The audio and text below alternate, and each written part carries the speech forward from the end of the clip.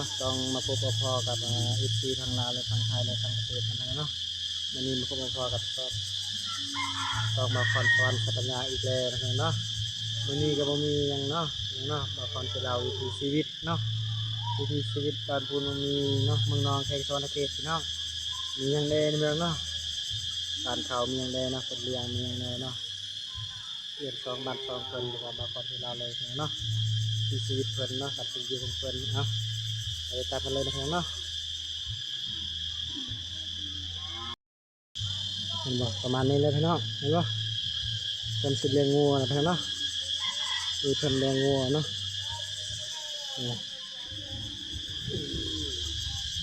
เป็นสิเลี้ยงงัวนะพี่น้องเนาะเห็นบ่มีงัวมีหยังเนาะลายได้บ้านนี้งัวเนาะตอนเนาะจะมีบอลตำหูกนะพี่น้องเนาะเห็นบ่เป็นเขาแต่ละเป็นเขามีเบิดบอลตำหูกนะพี่น้องเนาะมีจักรวงซีเนาะเนาะ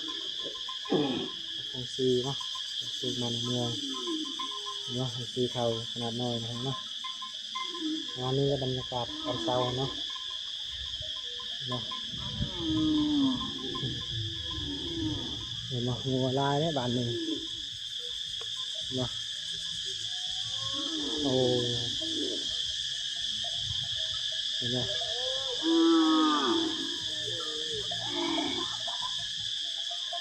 โอ้เอ้ยเลือดตะเกียงยาห่มเอ้ยเลือดตะเกียงยาเนาะมีงัวเนาะมีเป็ดน้อยใช่เนาะเนาะตำผู้ตำเพเลยนะมีคนตำเพเลยนะเนาะ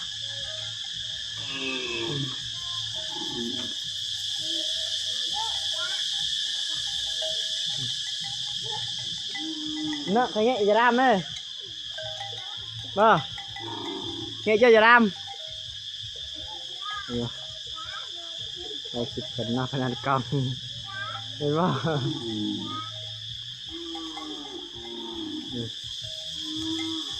vâng kho cày nói thế đó nóเป็นพวกคอไก่นะเนาะประมาณนี้ใช่ไหมวิถีชีวิตชนบทนะเนาะบ้า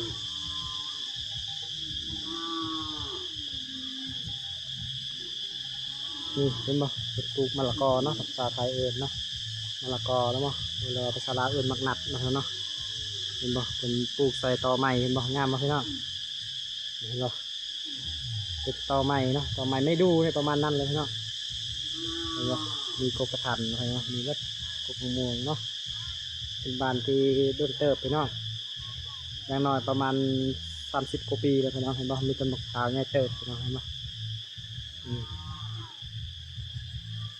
เห็นบ่ยังต้นยังบุคือต้นตาลพ่อแม่เนาะเห็นบ่ต้นยังเนาะบางคนกับบุฮูเนาะบางคนกับบุฮูไว้จากต้นยังนะเนาะเห็นบ่บรรยากาศเย็นๆพี่น้อง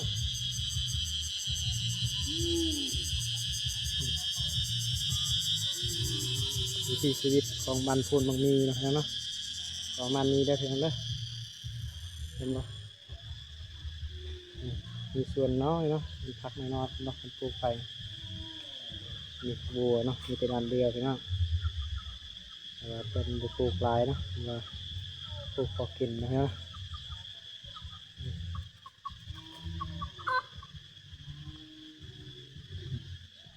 อันนี้กบไผ่ด้วยพี่น้องเนาะมีกบไผ่เนาะที่โดนเลยกบไผ่เห็นบ่โดนเลยได้กบไผ่พี่น้องกบไผ่เบิ้งสาดมันงามเลยพี่น้อง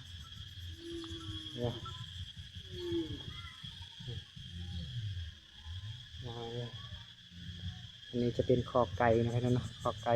มันจะเห็ดโดนแล้วนะครับเนาะอันนี้โครงการลงมาเนาะลงมาให้เลี้ยงเดี๋ยวว่าโดนแล้วนะครับเนาะจะมีเป็นปะแล้วเป็นหางนะครับเนาะเห็นไหมเดี๋ยวว่านี่เป็นผักอะไรเนาะเดี๋ยวว่าปลูกพอกินนะครับเนาะนี่เห็นไหมโอ้ผักงามเลยพี่เนาะมีมะฮุงเนาะแล้วก็มีผักบัวเนาะ มีผักหอมเปรย์เนาะแล้วก็มีผักคูมีผักเสริมเนาะปลูกไปนะเนาะเห็นปะเนาะต้นดอกมีเห็นปะดกลีตัวน้อยยังดกเห็นปะโอ้อันนี้จะเป็นเหล่าเขาเลยทีนั้นเด้อเหล่าเขาใหญ่เติบเห็นปะใหญ่เติบเนาะประมาณ3 คูณ 2 เมตร 5อะไรประมาณนั้นเลยเนาะความยาวประมาณ3 เมตรหรือว่าความกว้างประมาณ2 เมตร 5เนาะเห็นปะอันนี้จะเป็นเหล่าเขาเนาะเหล่าเขาหรือว่าเหล่าเขาแบบว่าเหล่าเขานานะพี่เนาะไว้เขานาพี่เนาะใหญ่เติบเป็นปะคือสิขึ้นลายและเขาเนาะ100 กระสอบประมาณนั้นเลยพี่น้องคนมาเฮ็ดใหญ่ดิใส่หน้าเพิ่นใหญ่เนาะเนาะอันนี้คือเนาะกอกแบนพี่น้องอันนี้จะเป็นกอกแบเดี๋ยวพี่น้องเนาะนี่จะเป็นกอกแบนเนาะเป็นบ่กอกแบนเนาะกอกแบนเนาะเห็นบ่ประมาณ5-6 ตัวเล็กแบกันมานานแล้วพี่น้องนี่เนาะนี่จะเป็นกอกหมูพี่น้องเพิ่นเรียกแบบครอบครัวนะพี่น้องเนาะ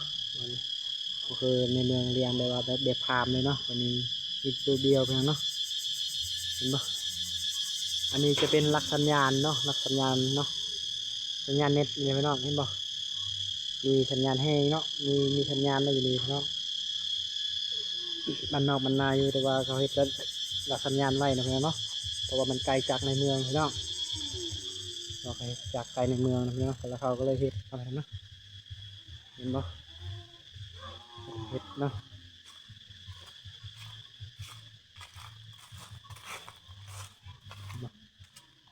วิถีชีวิตมันเป็นแบบนี้เห็นปะ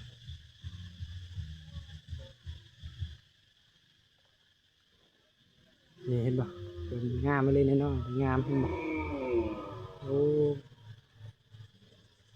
ชีวิตคนเนาะพี่น้องเนาะเนาะล่ะđúng lệ nào qua bất kỳ vào xuôi nó ra của màn đúng lệ đúng vậy tu ghê rớ này sẽ nàoอันนี้เห็นปะจะเป็นมองนะพี่เนาะมองเพิ่นจะใส่ปลาอะไรเนาะเห็นปะมีแตะกิเทาอย่างนี้เพราะว่ายามกิเทาเนาะเห็นปะมีเขาเลี้ยงงัวประมาณ8 โมงเนาะ8 โมงครึ่งเพิ่นจะปล่อยงัวเพิ่นเนาะเห็นปะประมาณประมาณ10 โมงนะแล้วก็ปล่อยงัวแต่เดี๋ยวนี้เพราะว่าหญ้าแห้งแล้วพี่น้องเนาะอันตะแกงไงฮัมโอ้เดือนงามเลยพี่น้องเดือนใหญ่เลยพี่น้องเห็นปะเพิ่นกำลังเฮ็ดเนาะเพิ่นกำลังเฮ็ดยังทันแล้วพี่น้องเด้องามเลยเนาะ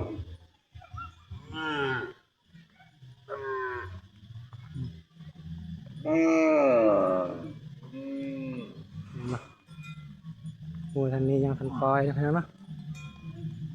อันนี้จะเป็นทางยางก็ครับเฮ็ดตัดนะเนาะก็จะเฮ็ดตามยาง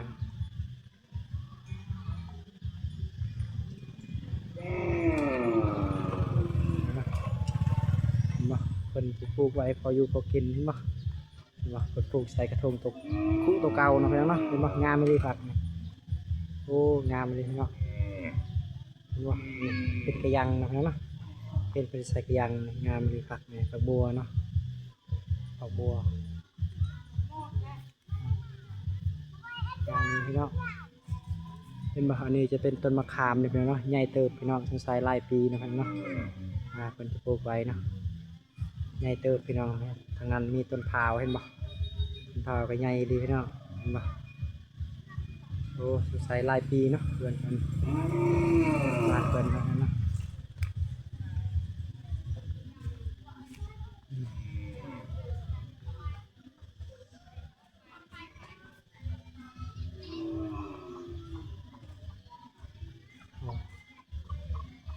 เห็นบ่ ประมาณซึ่งบางคนก็มีเพื่อนใหญ่นะเพื่อนเนาะยิงตามเปิดพื้นชีวิตนะคนละเนาะเห็นบ่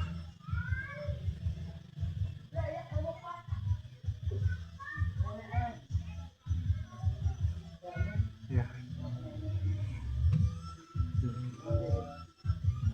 ดุงเล่นระดับของมันก็ได้พี่อ่ะดุงเกี้ย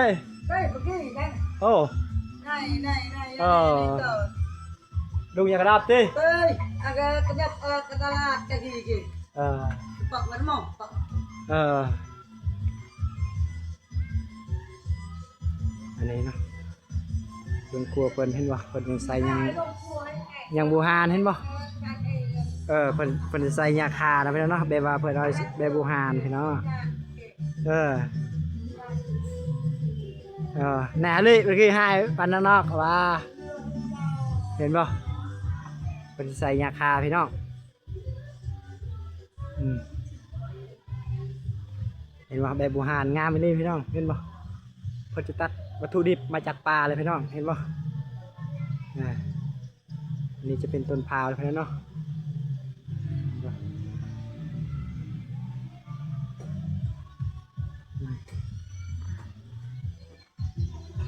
อันนี้เนาะรถไทยเห็นบ่รถไทยรุ่นเก่าเลยพี่น้องรุ่นเก่าโดนเลยเนาะใส่แห้งแบบยืดแบบนี้เนาะนี่จะเป็นโคกพี่น้องเนาะเห็นบ่โคกเขามาขายเลยเนาะคนในเมืองมาขายอยู่น้ำเพลินเนาะบรรดาบรรดาในที่ชีวิตนะเนาะมีบ้านอันนี้มีไฟฟ้าด้วยพี่น้องเด้อสัญญาณก็มีพี่น้องไม่ยากพี่น้อง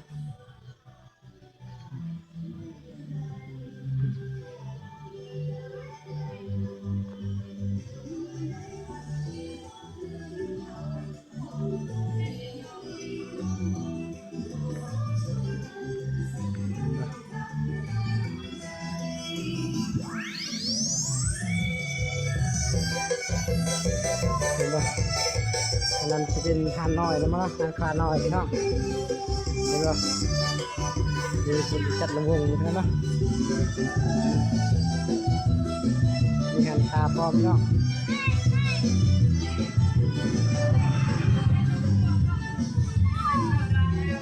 แล้วก็จะขายน้ำมันนะพี่น้องเนาะเห็นป่ะ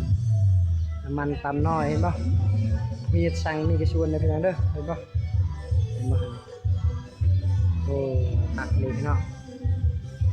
เห็นป่ะใส่น้ำมันเป็นปั๊มน้อยพี่น้องเห็นป่ะปั๊มขนาดน้อยพี่น้องคนจะซื้อมาในเมืองเราคนมาขายนะเนาะ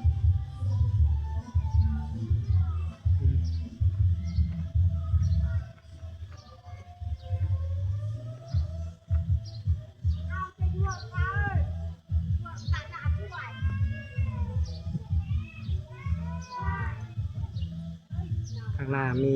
โฮงมอน้อยหน่อยเนาะเห็นป่ะ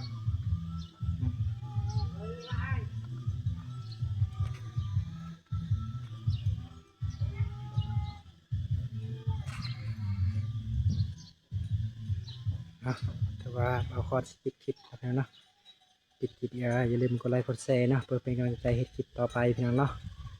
บางคนสปิดคลิปนะพี่น้องเนาะว่าวิถีชีวิตบางคนเราเลยมันเนาะมีอย่างใดมีอย่างใดอยู่บ้านปุ่นมีนะพี่น้องเนาะเอาเข้าใจพี่น้อง